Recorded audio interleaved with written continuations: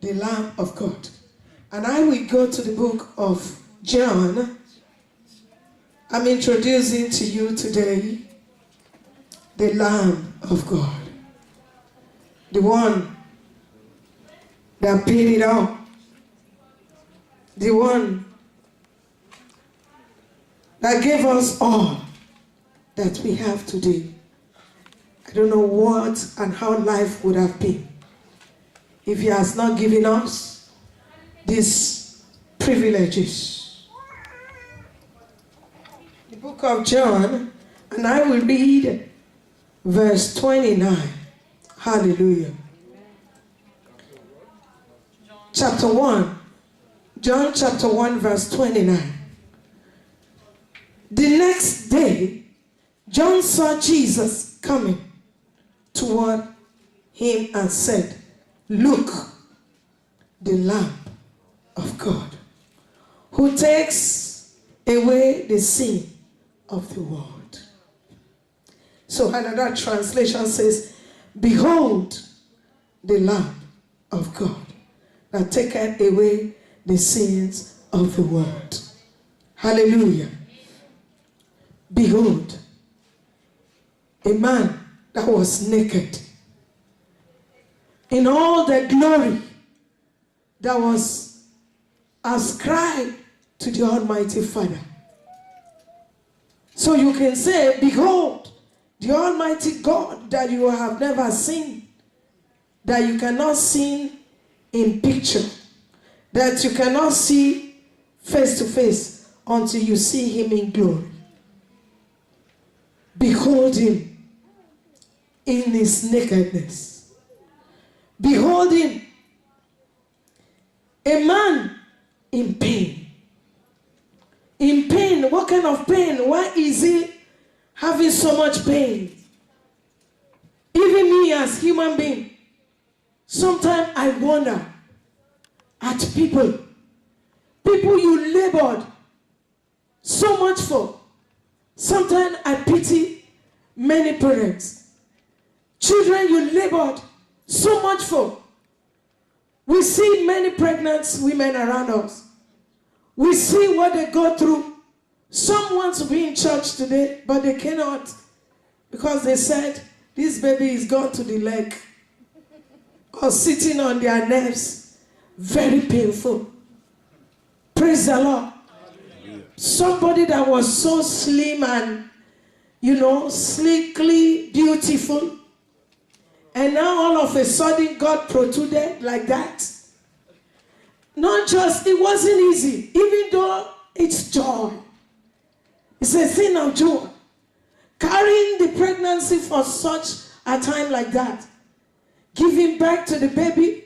How many times you have to dance some kind of dance within your room? How many times you have to, there's so much to talk about. You know what I'm talking about. Mothers in the house. And you know how much time it takes you to see them grow. They grew, they grew and grew, and until they became fully grown. And all of a sudden, this is the kind of person that don't even call you, don't even, when you talk to such person and the person begins to give you attitude, or so many things is happening in this world. Somebody you labored for, somebody you gave so much time to. So also it is in the ministry. People you gave all your all for. They won't look twice before they make some irrational decision. Even when you try to pacify, they don't care how ungrateful men are. Everybody just wants to do what pleases them. Nobody looks at the time Jesus Christ of glory, the one who goes about to heal, to make sure that you are not oppressed of the devil. He was just doing everything, giving it out, making sure that you are well and you live in wellness. And all of a sudden, all we can say is to mock him again. And I put it here. In Matthew, in the book of Matthew, Matthew 25:9. Matthew 25:9 says, but the others replied, we don't have enough for all of us. Go to a shop.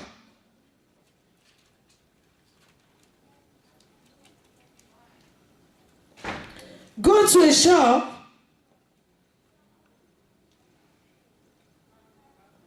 and buy some for yourselves. Hallelujah. Amen. This is about the 10 virgins. You can look at them all ready. People that were sanctified. Holy people. There are so many things about these women. Not only women, people that are waiting for God. But seeing from what I learned this morning, from what I just read, seeing people who cannot share. Seeing people who don't care that you lose your salvation. We can talk about every other thing about these 10 virgins. Okay, you don't keep enough. You don't take enough along.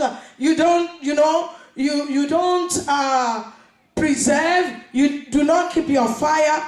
Those were the constants that we hear always. What about someone who doesn't care? We have been together, 10 people together all this while, waiting for the master. And you saw that something may happen if truly you were in the spirit. They were in the spirit. Until those ones asked to stray on the street. They were holy, remember. They were all waiting. You have something you cannot share. You have forgotten the man who bore all the pains for you. Hallelujah. I'm telling us because Jesus will come soon. And I'm telling us that whatever it takes for house to be together, we must learn to share. Amen. We must let not the salvation of that person be damned. Because heaven is big, is waiting for all of us. Remember, there was someone who paid, who remained in pain, so that he could share his life to get you on the right track. Hallelujah. Behold a man in shame. A man in shame. In the book of St. Matthew. St. Matthew 27, verse 30. If you are there, read for me. Behold a man who is naked. He was naked because of your sake. Yes? And they spit upon him. Mm-hmm. And took the reed and smote him on the head. Yes? That's what? Yes, no, that's all. A man in shame. A man that was, if Jesus today, in fact, at the time he was on earth, everywhere he goes, he was followed by crowd. Hallelujah. Amen. So he wasn't just any man. He was not a common man. He wasn't a mere man. Hallelujah. He was a man with dignity. A man with glory. A man with, he was called the King of Kings. Hallelujah. Amen. But they looked at him. Look at what people did to him. They spat on his face. They did everything to him. Praise the Lord. You think that was for fun? you cannot, if you cannot bear with your brother, you cannot, try to tolerate your brother, then who is your master? Who exactly are we following? Who is going to be the one we will see in glory? Or it won't be the other side for us in the name of Jesus. A man that was ridiculed. When you go further on that 27 of Matthew, you go further, you will see between the verses of 37 to 44. 37 to 44. Let us not forget. Even though you don't read the Bible, but let it get established in your heart. It's a sin that you don't read your Bible. Because if you read your Bible, you will know what Jesus had gone through. You will know why he has gone through that. And you want to remain informed so that you don't lose his ground. Hallelujah. Let us not be an ungrateful people. Let us remember that Jesus Christ, in his honor, he was ridiculed. Even though he was introduced, John the Baptist introduced him as one who we were waiting for. The man of glory and honor. Hallelujah. He knew it because the Holy Spirit, the Lord God Almighty, made him to know he had been walking all his life to wait for the lamb that showed up that particular day. Hallelujah. And this same Lord, even though we cannot see him physically today, is alive in us in the spirit. See, when I see people who truly love the Lord, I keep saying it. Some people have tasted me. No wonder God says, don't believe their talk, what they say. Believe more in their actions. We have seen people who haven't known the Lord before. The moment they knew the Lord, they became excited from the beginning to the end. What is it that we are looking for that we have not gotten? Jesus Christ is our all. If he gave everything, even though one who has power, he became helpless. Please, Holy Spirit, help everyone in this house today. Help us to understand the purpose of the death of Jesus and his resurrection. Hallelujah. That book of John, the same John chapter 1, verse 28, what did he say? 1:28. These things were done in Bethsaida near Jordan, where John was baptized. Amen. Praise the Lord. Behold, a helpless man. I want you to go again to John chapter 28. You know what? Leave that because it's a long one. Praise the Lord. Another one says, a lonely man. We are going to go to that 27, Matthew 27:46. I will read from here. 46. One who was so much lonely. A lonely Jesus on the cross. The one who cried at about the 3 o'clock. Jesus called out with a loud voice, Eli, Eli, lema sabachthani, which means, my God, why have you abandoned me? That was too much pain. Someone, he knows God can never abandon him. I don't know somebody here what you are going through. There's no way God will abandon you or forsaken you. But what you are going through right now is a phase.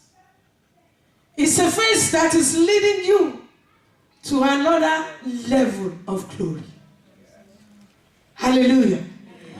If Jesus was lonely, though your wife is not here, your children are not by you, your husband is not here, you don't even know what is happening to you.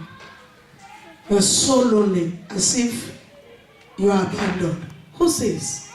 You can never. You are never abandoned. Hallelujah. Jesus Christ was never abandoned, but he had to go through everything he went through for another level of glory. Praise the Lord.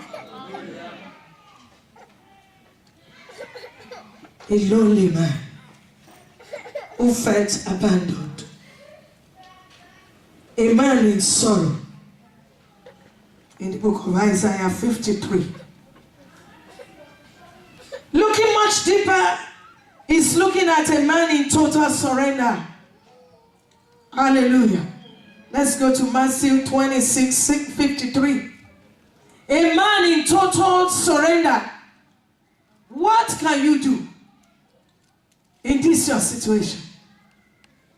You want to even go across the border, sometimes you cannot. You that used to go everywhere. But is it true that you will never go across the border?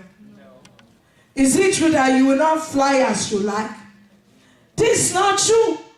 What is true is that there is time for everything. Hallelujah. And Jesus Christ. If you are there, please help me read. Don't you realize that I could ask my Father for thousands of angels? Cannot hear you, my son. Don't you realize that I could ask my Father for thousands of angels to protect us? Oh. And he would send them instantly. Hallelujah. That was a question. Do you not think, even by yourself, as a man like this, do you not think, if you want to buy the whole Canada, as a Nigerian, let's talk as a Nigerian, do you think if you still want to buy the street of St. John, you couldn't have done it? Maybe there are such persons still not here now, but you will get there. Amen. But I know that there are people that are stupidly rich. Hallelujah. It's not that where we are now, that the riches is more better than us. It's just that they have the brain to manage what they have. Hallelujah. Praise the Lord. The opportunity, the exposure. No wonder our pastor was talking to us yesterday. He said, the problem people have is that they don't want to change. I'm not saying you should change from black to blue. No. We have to understand that at every level in life is another level of change. You cannot remain the same, have the same mind you used to have even while you were yet in Italy.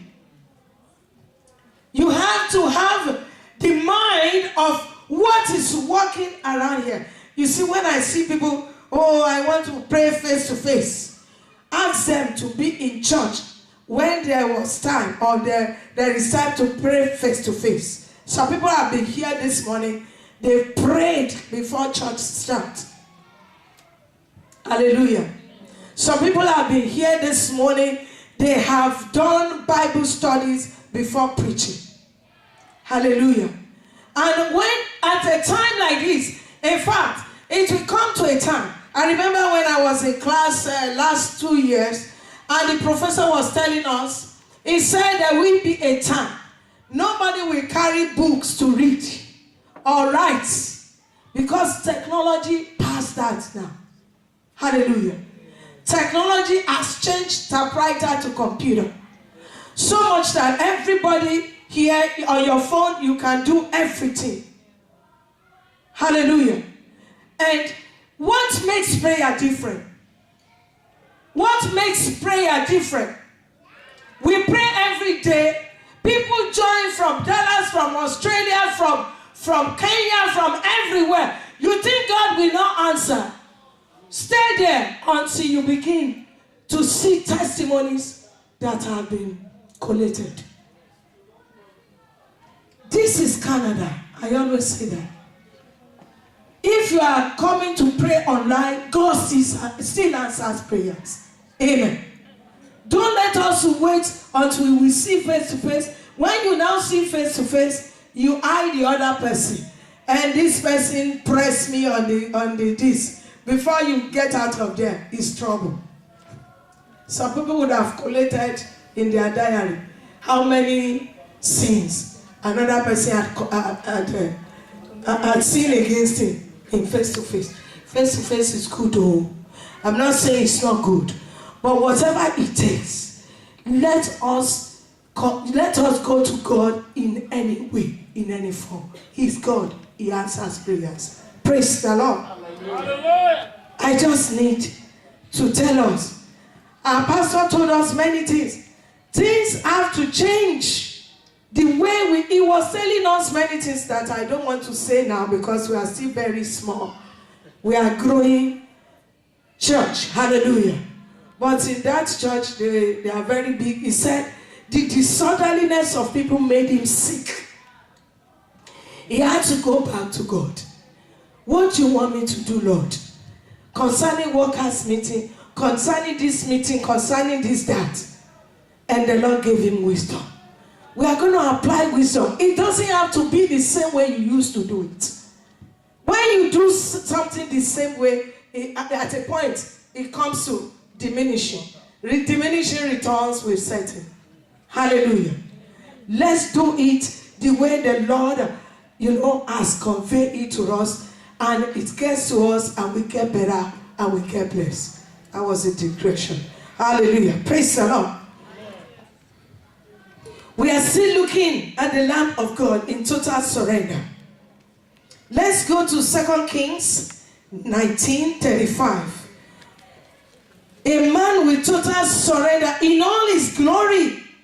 He was asking, do you think I couldn't have asked the angels to come and help me? He could have asked immeasurable numbers of angels so that what he was going through will not happen. But God forbid that it didn't happen. God forbade it because it happened today. That's why we enjoy what we are enjoying. Hallelujah. 2 Kings 19:35. Anybody there? That night the angel of the Lord went out to the Assyrian camp and killed 185,000 Assyrian soldiers. When the surviving Assyrians woke up the next morning, they found corpses everywhere. Corpses everywhere. Praise the Lord. Hallelujah. Do you think the Almighty God, the one who sent his angels and killed the Assyrian soldiers, do you think he will not do that for his only begotten son?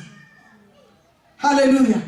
If he has done it for mere mortals like us, whom he loves, what about his only dear son, whom you can say himself? Hallelujah. He's able. But because of you, he had to humble himself. Hallelujah. He humbled himself because there is promotion coming his way. A man who totally surrendered, as we read last time in the book of Philippians. You remember last week. what we preached about last week. Hallelujah. So the first evidence is unparalleled promotion. For everyone who realized that everything Jesus went through is for me.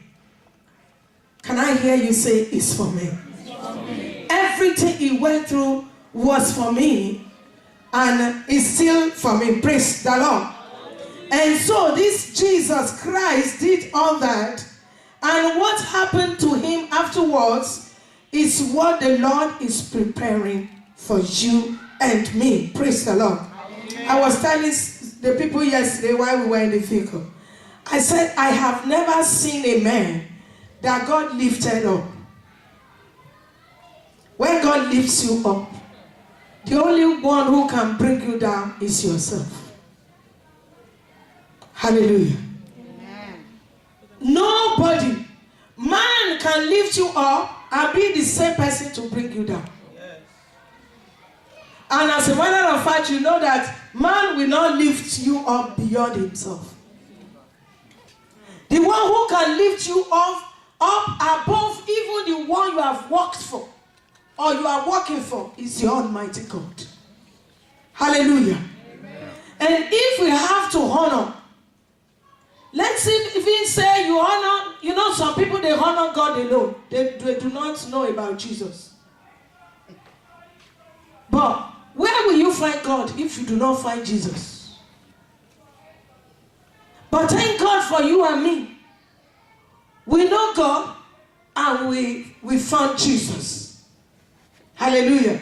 And if the same God who lifted his son up is the one you serve, for sure he will surely lift you up.